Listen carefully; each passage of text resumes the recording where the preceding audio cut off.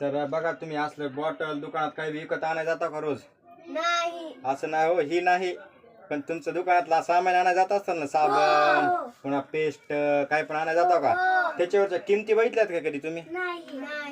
बर, पण बघायचं असतं. तुम्ही महत्वाचे होता, तुम्ही मोठे झाला, दुसरी तिसरीला आला तुम्ही काय पहिली चौथी काय, तर त्याच्यावर किंमत असते बघा. आपण आता मोठ्या अक्षरातली बॉटल आहे ह्याच्यावर दाखवू. कुठे गेली हो?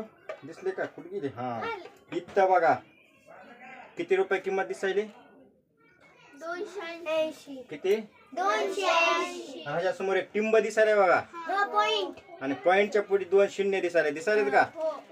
झिरोचा अर्थ काय असतंय? 2 झिरोचा 2 झिरोचा 200 100 असं काय असतंय? झिरो. पॉइंट बघा. ऐका, आता मी तुम्हाला रुपये आणि पैसे शिकवलेत बघा. शिकवलेत का रुपये आणि पैसे? हा, मग त्याच्यामध्ये जे असते बघ, ह्याच्यामध्ये आता त्या बॉटल मध्ये 18.33 म्हणजे 18 रुपये 33 पैसे हे असं असतंय. कळालं का? हे पॉइंट जे असतंय ना, दशांश पॉइंट, इंग्लिश मध्ये पॉइंट म्हणतात, मराठीत दशांश अपूर्णांक असते.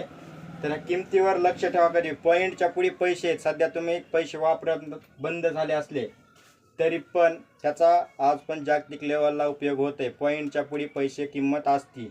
त्यामुळं पॉइंटचा अर्थ काय असते? 2 पॉइंट आहेत म्हणजे 0 पैसे, पुढचे 10 पैसे 20 पैसे. कळालं का?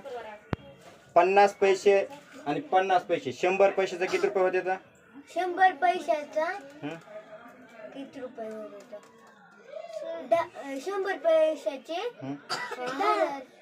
100 पैसे. 100 पैसे सांगायला रुपयापेक्षा लहान असते.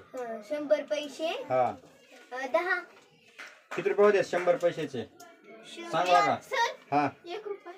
100 पैशाचा 1 रुपया. कळाला का? तुम्ही जर 2-3 वस्तू अशा आणल्या, 280 पॉईंट इथं 80 असेल, 80 पैसे, आणि वरी जर अजून 20 पैसे दिलं तर 100 पैसे होते. मग इथं 0-2 येते आणि इकडे किंमत वाढते. कळाला का? रुपयामध्ये जाते. कळाला का? दशांश आणि पुढचा रुपया आणि पैसे ह्याच्यासाठी पॉईंट असते. आता विसरू नका कधी.